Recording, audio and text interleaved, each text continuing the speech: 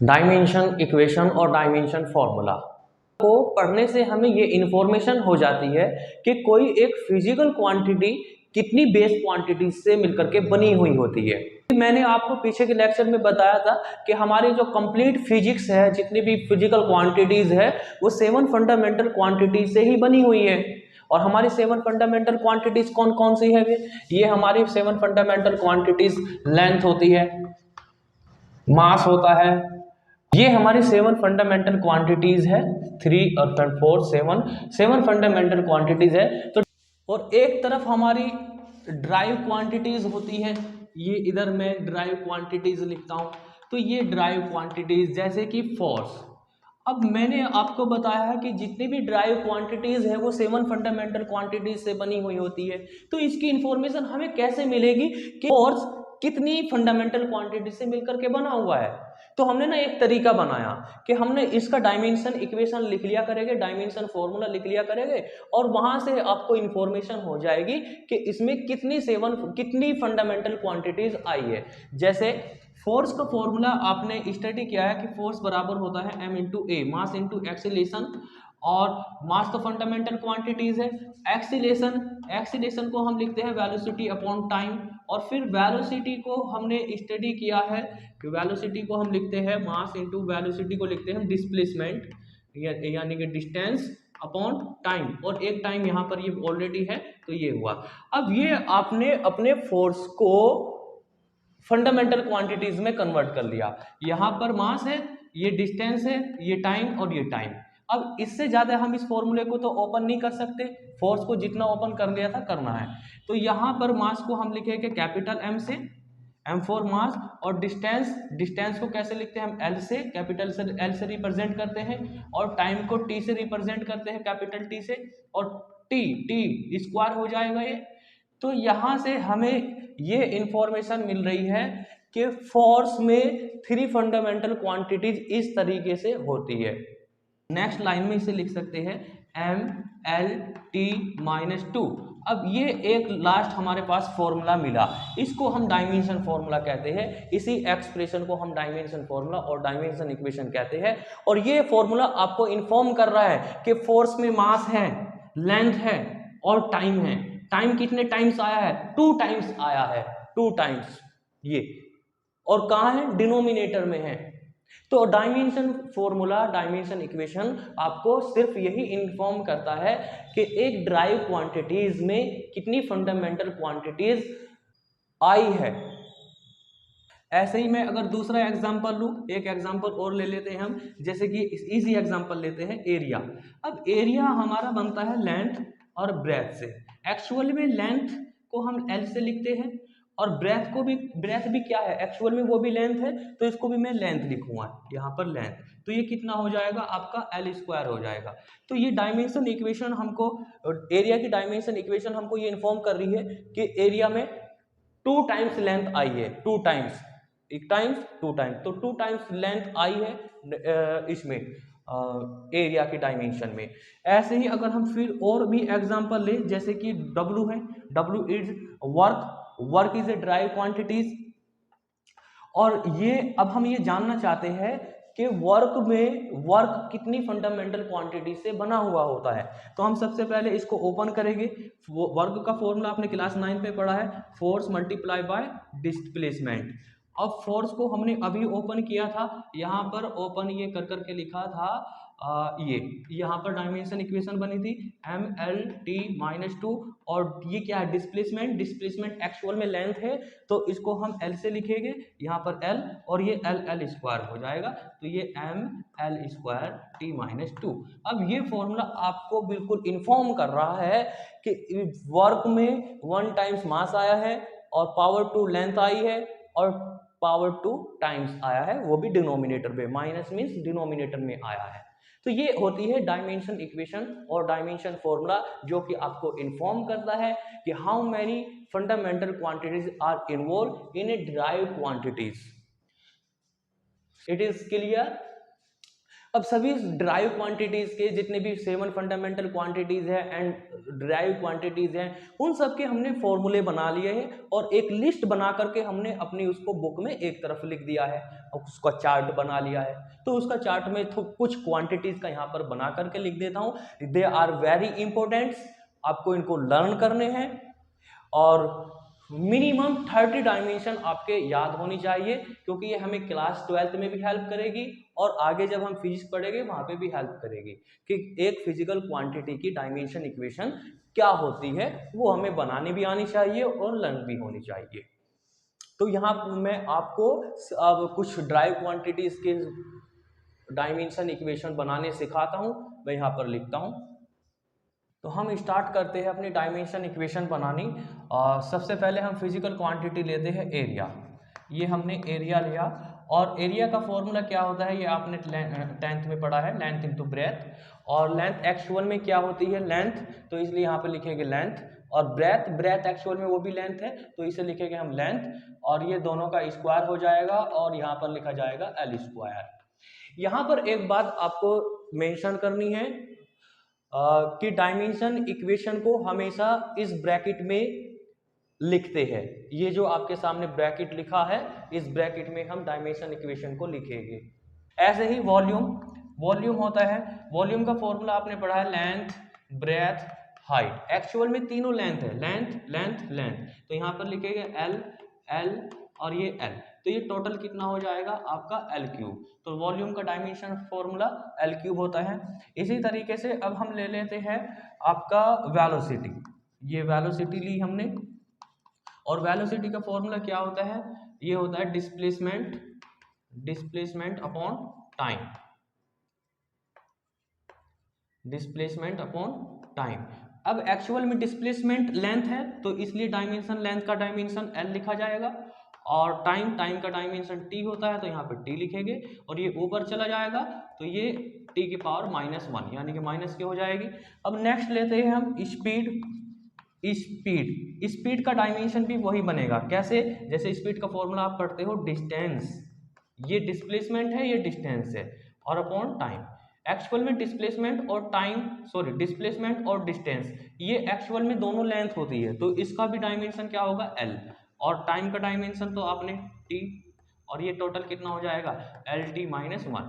तो याद रहे वेलोसिटी और स्पीड दोनों का डायमेंशन फॉर्मूला सेम होता है। नेक्स्ट हम ले लेते हैं एक्सीलेशन। एक्सीलेशन आपने 9th में भी पढ़ा है, एक्सीलरेशन। एक्सीलेशन का फॉर्मूला क्या होता है, वेलोसिटी अपॉन टाइम। अभी वेलोसिटी का डायमेंशन फॉर्मूला अभी हमने ऊपर लिखा है, कितना होता है एल टी -1, तो यहाँ लिखेंगे एल टी -1। और टाइम, टाइम का डायमेंशन होता है टी, नीचे ये प्लस का है ऊपर जाकर के ये टाइम माइनस का हो जाएगा तो ये लिखा जाएगा एल टी -2। नेक्स्ट लेते हैं हम फोर्स। अब फोर्स का फॉर्मूला आपने स्टडी किया है mass into acceleration.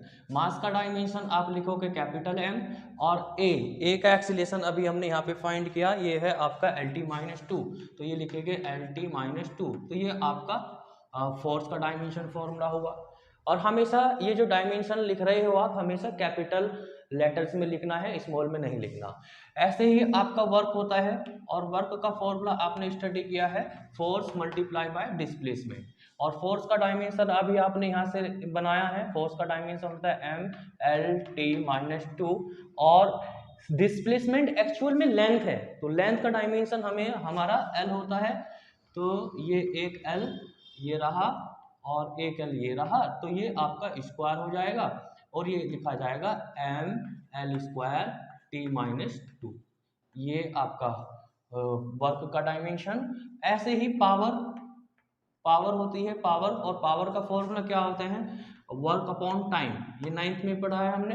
The rate of work done, the rate of doing work is known as power. Power का फॉर्मूला W/T, तो ये आपका हुआ वर्क का फॉर डायमेंशन फॉर्मूला अभी हमने यहाँ पे फाइंड किया एम एल स्क्वायर टी -2, और टाइम का डायमेंशन होता है आपका टी, तो ये ऊपर चला जाएगा, ये हो जाएगा आपका एम एल स्क्वायर टी -3, ये इस तरीके से हो जाएगा। ऐसे ही एनर्जी, एनर्जी का डायमेंशन फॉर्मूला और वर्क का डायमेंशन फॉर्मूला सेम होता है।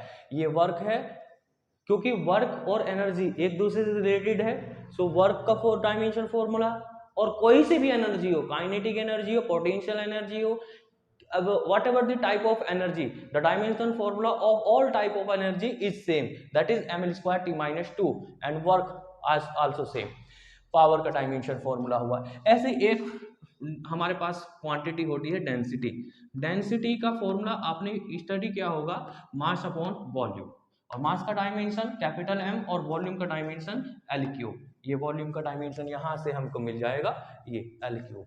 तो ये आपका टोटल हो जाएगा एम एल माइनस 3। तो ये हम क्या करते जा रहे हैं, हम बहुत सारे फिजिकल क्वांटिटी के डायमेंशन फॉर्मूले बनाते जा रहे हैं। उससे हमें फायदा ये होगा कि हमें इंफॉर्मेशन मिल जाएगी कि हमारी ड्राइव क्वांटिटीज में कितनी फंडामेंटल क्वांटिटीज आ रही है और किस तरह से आ रही है।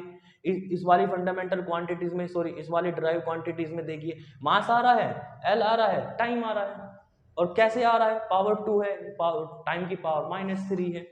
और ऐसे ही एक प्रेशर होता है, प्रेशर का फॉर्मूला फोर्स अपॉन एरिया होता है, और फोर्स की डायमेंशन अभी हमने लिखी यहाँ पर, फोर्स की dimension M L T minus 2, और एरिया की डायमेंशन होती है एल स्क्वायर।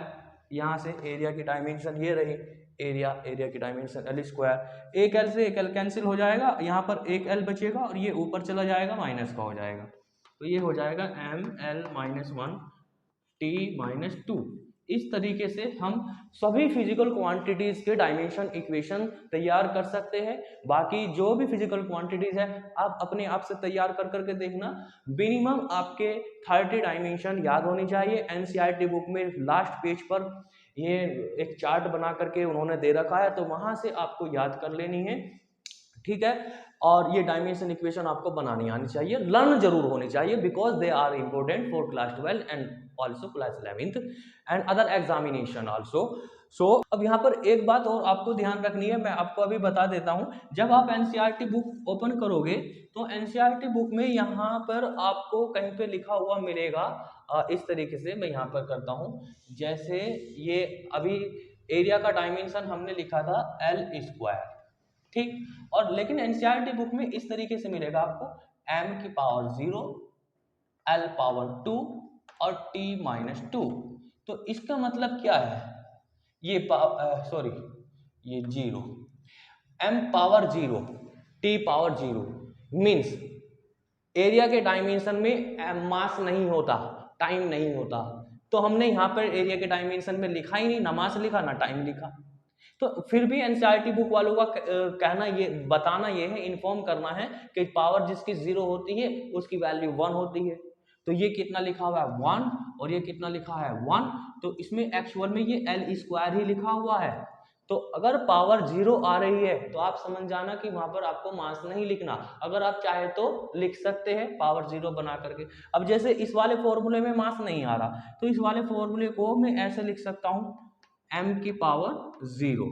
अभी भी मतलब वही है कि इस वाले फॉर्मूले में मास नहीं है, मास की पावर कितनी है 0, तो इसमें कोई मास नहीं आया, इस फॉर्मूले में मास नहीं है। तो ये ध्यान रखना, वहां पर आपको ऐसे लिखेगी मिलेगी, आप इनको मत पढ़ना। जब आप याद करोगे तो इन टर्म्स को हटा देना अपने माइंड से, और आपको डायरेक्ट ये याद कर लेना है एल स्क्वायर, ये हटा देना है एल टी माइनस 2, क्योंकि आप उससे याद करोगे तो फिर कंफ्यूज हो जाओगे, m की पावर 0, तो इससे बेहतर है उसे हटा ही दो। अब ऐसे आप याद करोगे, ऐसे याद करोगे m power 0 L T minus 1, तो इसको तो एक्स्ट्रा बोलना पड़ रहा है आपको, और जबकि इसकी वैल्यू कुछ नहीं है तो हटाओ इसे। तो आपको केवल ऐसे पढ़ना है L T minus 1, L T minus 1, L T minus 2, M L T minus 2, M L T minus 2। ये -2 -1 कहाँ आएगा, ये अपने माइंड में सेट करना है कि ये ऊपर ही आएगी, पावर होती है ये, ठीक है। याद करने का तरीका यही रहेगा। डायमेंशन इक्वेशन सबसे पहले बेनिफिट तो यही है कि आपको इन्फॉर्मेशन कर देता है, इन्फॉर्म कर देता है कि एक ड्राइव क्वांटिटीज में कितने टाइम्स और किस तरह से फंडामेंटल क्वांटिटीज इन्वॉल्व हुई है। और भी इसके बहुत सारे एप्लीकेशन है, बहुत सारे फायदे हैं इसके। जैसे कोई आपको एक फिजिकल फॉर्मूला दे दिया, आपको मान लीजिए मैंने ये फॉर्मूला दे दिया, यही फॉर्मूला है work is equal to force into displacement. अब ये फॉर्मूला करेक्ट है, कैसे हम क्या चेक करेंगे कि ये फॉर्मूला करेक्ट है, तो हमने डायमेंशन की हेल्प से ये बता सकते हैं कि ये फॉर्मूला करेक्ट है। और डायमेंशन की हेल्प से भी ये बता सकते हैं कि कोई फॉर्मूला करेक्ट कब होगा और करेक्ट कब नहीं होगा। और डायमेंशन की हेल्प से ना हम फिजिकल फॉर्मूले भी बना सकते हैं, जो भौतिकी सूत्र होते हैं, फिजिकल फॉर्मूले होते हैं, उनको भी हम तैयार कर सकते हैं। There are many application of dimension we study in the last lecture, so you understand. आप इनको जरूर लर्न कर लेना। 30 डायमेंशन मिनिमम आपको लर्न करनी है, ध्यान रहे। If you are understand, then never forget to subscribe my YouTube channel.